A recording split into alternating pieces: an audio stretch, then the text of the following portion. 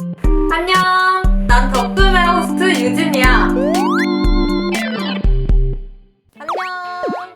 이 방은 예술의 덕질거리를 알려주는 덕tum이라는 곳이야. 오늘부터 나랑 같이 예술계를 함께 덕질해보자. 그래, 가자! 고!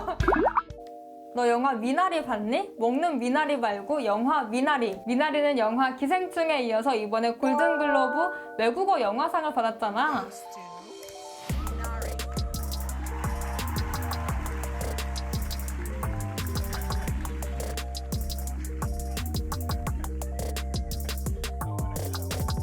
그 정도는 알고 있어야지 이 문화에 대해 조금 안다고 할 수 있지 않을까? 미나리는 지금 아카데미 시상식 무려 6개 부문에서 후보에 올랐다고 해. 앞으로 4월에 있을 시상식 한번 기대해봐도 좋을 것 같아. 이렇게 세계적인 시상식을 휩쓸고 있는 영화 미나리. 미나리가 궁금하다면 구독과 좋아요 눌러줘. 아직도 안 눌렀다고? 빨리 누르지 못해? 영화 미나리는 1980년대 아메리칸 드림을 꿈꾸며 미국의 작은 아칸소라는 마을로 떠난 한인 가족들의 이야기야. 이 영화 미나리의 감독님이신 정이삭 감독님은 한국계 미국인이신데 자신의 자전적인 이야기를 영화에 담았다고 해. 어떤 건지 내가 하나씩 짚어서 알려줄게.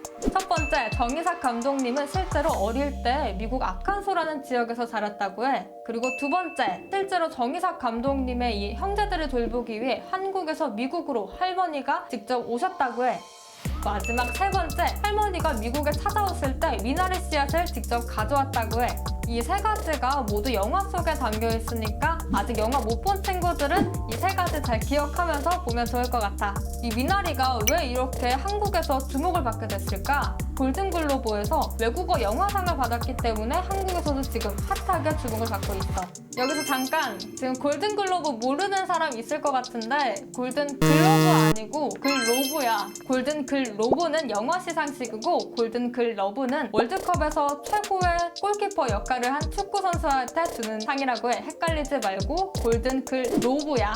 근데 왜 외국어 영화상을 받았을까? 미국적인 내용을 담았는데도 불구하고 작품상을 받을 수도 있는 작품인데 왜 외국어 영화상일까? 라는 의문점이 있어서 내가 찾아봤어. 골든글로브에서는 영화 대화의 50% 이상이 영어가 아니면 외국어 영화로 분류가 돼. 우리 영화 미나리가 미국 제작사와 미국 감독이 만든 영화임에도 불구하고 작품상을 받지 못하고 언어 때문에 외국어 영화상을 받았잖아. 이런 논란 때문에 오스카 캠페인에 더 탄력을 받고 있는데 오스카 캠페인이란 오스카 아카데미 시상식을 앞두고 이루어지는 홍보 일정을 말한대.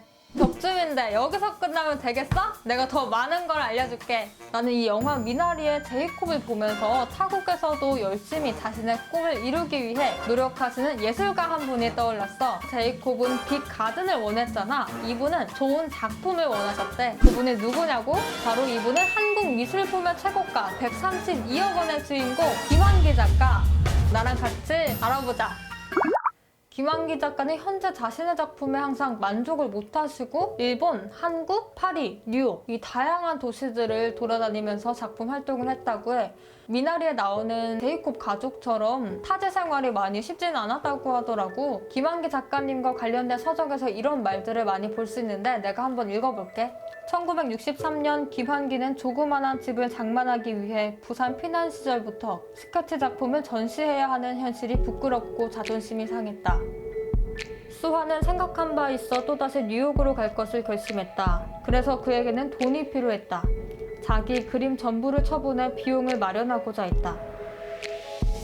김환기 선생님은 타지에서 이런 힘든 상황 속에서도 자신의 꿈을 위해 독하게 견뎌내셨다고 해. 역시 존버가 승리하는 거 맞지? 선생님의 작품을 내가 연도별로 알려줄게. 이게 1930년대 김환기 작가님의 작품인데 일본에서 대학 생활을 할 때 누이 동생 모습을 그린 거라고 해. 되게 누이에 대한 정이 깊으신 것 같다는 생각이 들었어. 그리고 이 아래에 있는 그림은 1940년대 한국에 돌아와서 그린 그림인데 뭔가 이때부터 자신의 그림을 추상적으로 그릴 보여주려고 하셨던 것 같아. 다음에 이 두 가지 그림은 김환기 선생님이 한국에 계시다가 본인의 작품이 어느 정도 수준인지 모르겠다 이런 생각이 들어서 프랑스로 가셨어. 그때 그린 그림이야. 1957년도에 그린 그림으로 이거는 정원, 그리고 이거는 영원의 노래라고 해. 특히나 김환기 선생님은 이 유럽 무대에서 자신의 색은 동양적인 게 가장 맞는 거라고 생각을 하셔서 동양적인 항아리, 상자 이런 그림을 많이 그리셨다고 해. 그리고 내가 되게 인상 깊었던 게 있는데 파리에 계실 때 자신의 동양적임을 잃지 않기 위해 다른 작가들의 전시를 전혀 보지 않았다고 해. 굉장히 자신의 신념에 대한 프라이드가 엄청 나신 것 같아.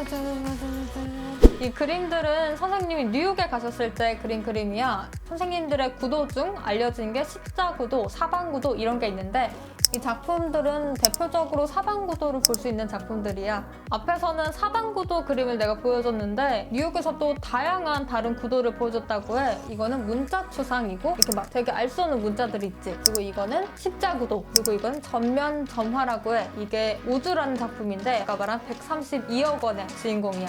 비싸지. 내가 김환기 작가님의 작품을 정리를 해보면서 마음이 아팠던 그런 작품이 있는데 바로 성심이라는 그림이야.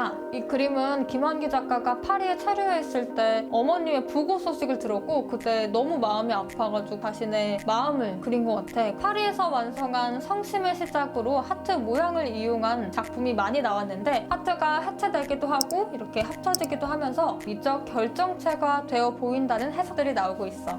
내 생각으로는 우주 작품 속 점 하나하나가 어머니의 사랑에서 비롯된 것이 아닐까라는 생각이 들더라고. 이처럼 김환기 선생님이 타국을 돌아다니면서도 그림에만 집중할 수 있었던 이유 중 하나는 바로 부인 김향한 선생님이 있었기 때문이야. 김환기 작가를 너무 사랑해서 가족을 등지고 자신의 이름을 바꿀 정도로 모든 걸 작가님한테 쏟아냈다고 해. 김환기 작가님은 한국뿐만 아니라 유럽 무대에서도 자신의 작품 활동을 하고 싶어 하셨대. 근데 그 말을 듣고 김향한 선생님이 바로 파리로 1년 전에 먼저 가서 자리를 잡고 창작 활동에만 몰두할 수 있도록 도와주셨다고 해. 자, 지금까지 미나리에 이어 김환기 작가의 작품까지 덕질을 해봤는데 오늘 어땠어? 오늘 많은 예술 정보들을 얻어간 것 같으면 구독과 좋아요 눌러주고 다음 영상도 꼭 시청해줘. 안녕!